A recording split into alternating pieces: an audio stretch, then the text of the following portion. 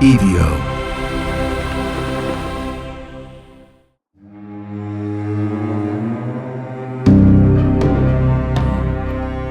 Welcome back to The Devil Within, and our continuing re-release of Season 1 in support of the MGM Plus docu-series, Let the Devil In.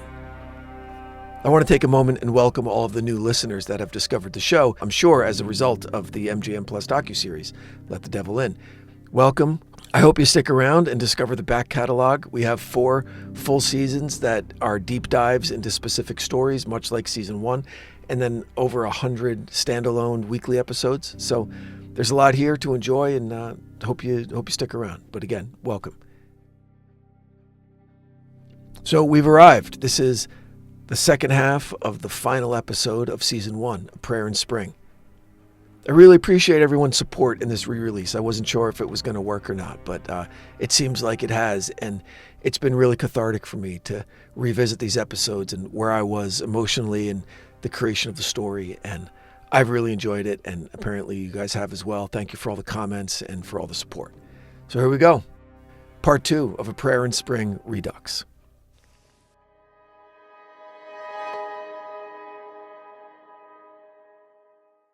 Forgive the redundancy, but it is simply a perfect spring day as I cross Route 23 onto Clinton Road. The civilization that I had so recently enjoyed moments ago suddenly vanishes as I round the first bend and am enveloped by parkland to my left and unincorporated West Milford Township on my right, and nothing but asphalt for the next 10 miles. But it's not spooky or scary or unsettling. It's beautiful. In fact, if I lived here year-round, I would be one of those people that come here all the time to go hiking and mountain biking. It's almost a paradise. To find the grounds of Cross Castle, I had entered Hank's Pond into my Google Maps, and after only a few minutes of driving, I'm instructed to turn right. But where? There isn't really a road. But then I see it. A nearly unmarked trail, barely wide enough for a car. I wasn't sure if this was actually the place until I saw a crude "no parking" sign nailed to a tree. That told me that people park here often enough that someone felt the need to put up a sign. I figured I'd risk the parking ticket, and I pulled over. It was a crisp, refreshing walk to the banks of the small pond, and upon my arrival, I was struck again by those visions of Robert Frost. Yes, he wrote almost exclusively of the woods of New England, but had he spent time in North Jersey, I think he would have found it to his liking. My first thought as I looked around was that I wish I had been here when Cross Castle still stood. How majestic it must have been before the forest reclaimed the land. Beautiful lawns and landscaped grounds, boats in the pond, and the castle. The stone castle that was built with such care only to come to such grief. The last vestiges of its great walls reduced to rubble more than 3 decades ago.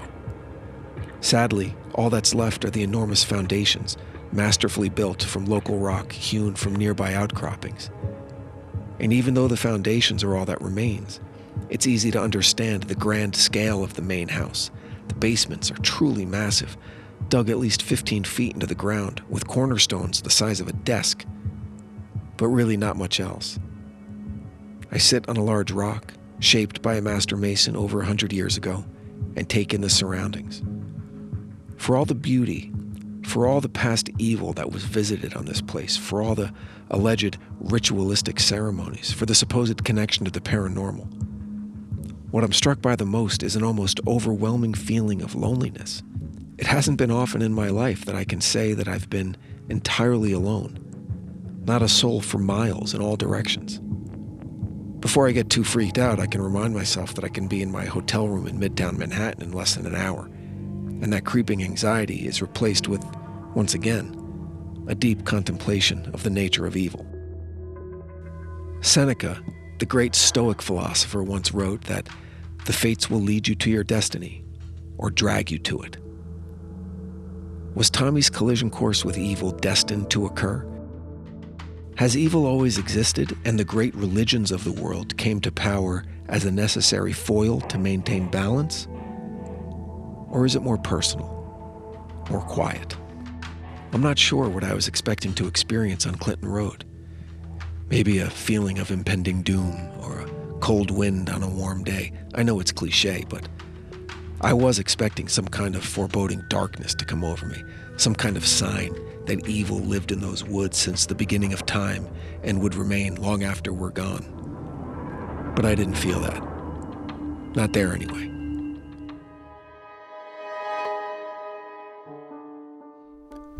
So remember, when I originally wrote this, it was for a different narrator. So this whole episode was the result of me interviewing that original narrator. So if you remember last week, the whole first few minutes of the episode was the drive from the city. That was the drive that he made. And telling me about it, I said, just keep track of the directions and exactly how you get there and what your feeling is as you're driving through. So in this part of the episode, when I described being out at Clinton Road, it was coming from the point of view of a person who hadn't been there before. And then I realized, believe it or not, of all my years spent there and all the times I went out to Clinton Road, it was never during the day. It was always at night when we'd scare the shit out of ourselves. So his experience mirrored my own. I didn't realize that until I had to rework the episode when I became the narrator. And I did this trip. I went back in the spring. I hadn't been in spring in a long time. Since I left home when I was a kid, I would only go back for maybe a weekend in the summer or for Christmas. I wasn't there often in the autumn or in the springtime. And so here I am in Jersey in the spring, and it had been decades since I've been there. And I hadn't been out to Clinton Road during the daytime, springtime, at any time during daylight. And what a different experience it was. Gorgeous. The woods up there, as I've said so many times, are pristine and untouched and majestic and wild and amazing. And driving down Clinton Road during the day, there isn't any of that fear or foreboding because the sun's out and there's forests and it's green and it's great. And followed my GPS to Hanks Pond. I'm like, oh man, I've never seen this during the day. It's amazing. And then seeing the castle ruins and the size of these stones that make up the foundation and the steps that are still there. And you're able to imagine these grand parties and all the shit that went down there, or back up a little bit more, and the construction that happened and the workers that were there, and you could see where they hewed these stones out of the fucking mountain, like right there. Just really incredible stuff. And it was a grand experience for me, and I loved it. And then I got home and I realized that I brought home a souvenir from Clinton Road. It was a tick that had burrowed into the skin on my abdomen. And I'd never had a tick like that before. And I fucking freaked out. I went, that's it. I'm going to die. I have Lyme disease now. It's official. And then I Googled how to get a tick out of your body. And I did that. And then just to, make sure I checked the hypochondriac box, I saved the specimen in a little Ziploc bag and I put it in my suitcase. So just in case I get really sick, I have the specimen, I have the animal that transmitted whatever awful disease I have. It was like that Dustin Hoffman, Cuba Gooding movie about the outbreak. I think it was called Outbreak, where they had to go find that monkey in the Pacific Northwest who was the carrier of, the initial, they need to make the antidote or the vaccine or the serum that would save everyone's life from the initial disease care. Anyway, I'm going on and on. A tick bite scared me. And that's the only curse that I brought home with me from Clinton Road that I know of. But still totally worth it. It was a great time.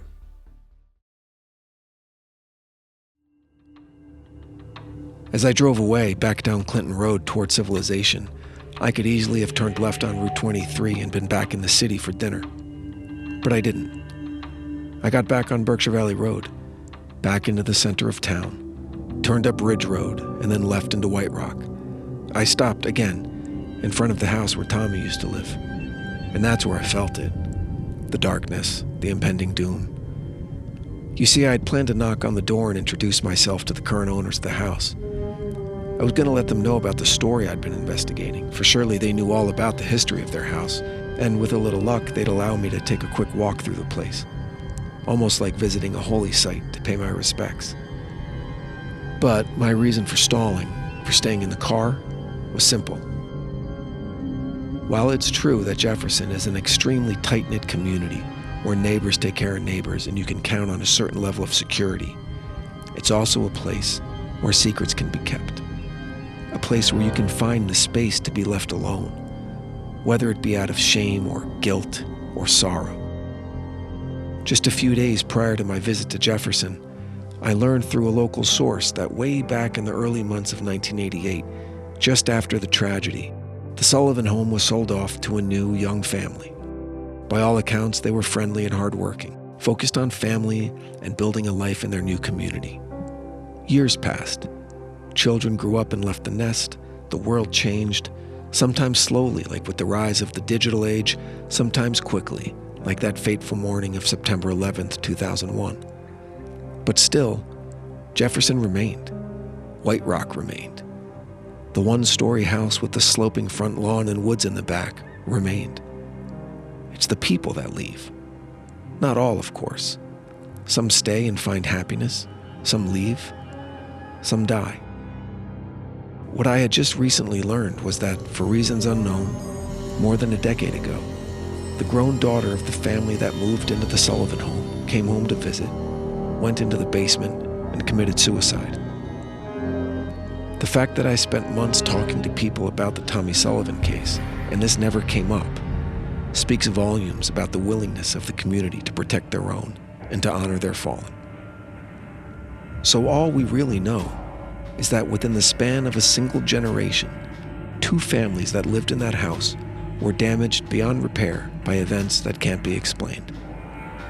Either because the answers exist outside the realm of human knowledge, or sadly, because they were taken to the grave in a solitary act of despair that underscores the frailty of the human condition. Was Tommy Sullivan just an angry kid that snapped? Was there someone else in those woods that mutilated Tommy and was able to completely erase all traces of their presence that night? Or was there something otherworldly at play?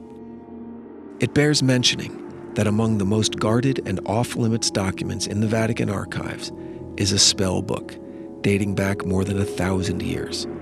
A book that supposedly gives specific instructions on how to summon demons into the human plane of existence. Curiously, not under lock and key is the official methods for exorcising these demons. The Ritual Romanum, a kind of handbook for all Catholic rituals, which has existed since at least the 16th century. The Church's involvement and offer of assistance in the immediate aftermath of the Sullivan case, coupled with the warnings given to law enforcement, lead me to believe that at least they believed it to be attributable to the supernatural. And that, naturally, leads to a host of further questions. But for now, I need to be content to live in those questions, while remaining steadfast in my search for answers. As I drive out of Jefferson Township, despite the sorrow and horror that fueled my reasons for visiting, I'm reminded of the simple fact that this town has weathered terrible tragedy and has endured, and it will continue to do so. I roll my window down and experience the breeze that carries the promise of summer, delivered yet again as a reminder of the cyclical nature of the universe and the chance to start over again with each rebirth. Yes, spring has arrived, and this community wears those colors well. And yeah, true story. I was going to be that guy, or at least, pretend to be a journalist, and I'm just going to go knock on someone's door and say, hey, we're doing this story, and it's a podcast, and we're doing this, and this is the house where it happened, and I'm from here, so it's cool, I'm a local, don't worry about it. Let me see, Geraldo did it, right? They gave Geraldo a tour, and he went down into the basement and said, this is where the woman was. Something in my brain told me that was a fucking good idea to try and do that. But I didn't, because I got headed off at the pass by this old friend of mine in the pizzeria. I told him what I was going to do. And I remember the look on his face. Like, what are you, a fucking asshole? Like, what? He goes, and then he told me that the family that's there had a very recent terrible tragedy befall them when their daughter came home and made the decision to take her own life in the basement. And And then, as humans are wont to do from time to time, I would imagine the next words out of his mouth were an embellishment. Not that he was the creator of that embellishment. It may have been told to him, and he just kind of filed it away as fucking extraordinary and cool. Because he had to then add, and when they found her body, it was in the exact same position as where they found Betty Ann's body back in '88. And like right away, I went, she had hanged herself, so the body wasn't on the floor. I didn't bring it up and be like, hey, dipshit, she was hanging. She wasn't like on the floor. What are you fucking talking about? I didn't. I just shared in his shock and amazement and took the lesson. Don't go to the house and knock on the door, because they're not going to be receptive to asshole guests who think that they're a journalist and want to, investigate an earlier death in their house. That I can't believe my luck in running into him in that pizzeria, because that would have been one of those really embarrassing moments that are tough to let go of. And yeah, so at the end, as I was driving out of town and going back to the airport, I realized in my own way that although the podcast chronicles probably the darkest moment in the history of Jefferson Township, and there are, unfortunately, in the subsequent decades, there are some contenders for the number 2 spot, maybe even the number 1 spot, but definitely some contenders. That despite all of that, and I know I didn't paint the local police in the best light, and, I maybe wasn't as respectful as I could have been to the religiously affiliated in town, but despite all of that, at the end, what I realized was, especially re-listening to the episode now, there was a love letter to where I grew up. And I love that town so much, and I know those roads so well, and the friendships that I've made there and the lessons that I'd learned there. Gosh, I miss it. I miss it a lot, and I still have people there and friends and family. Not a lot, but enough to stay connected. And I'm sure everybody listening has memories like this if you're lucky enough to grow up in a small town, close, tight-knit, where everybody kind of plays by the same rules, and we all kind of know where we stand. Place where you're always welcome back to when you get there. I was picking up my kids from school today, and I had Bon Jovi radio on my Sirius XM, and they were doing an interview about the new record and played a new Bon Jovi song that I'd never heard, but I'm a fan of his and a fan of his writing. And it's one of those songs, like Springsteen does it too. You hear a new song and you swear that you'd heard it before, because he just knows how to write to a specific audience. And I am that audience. I admit it. I'm proud of it.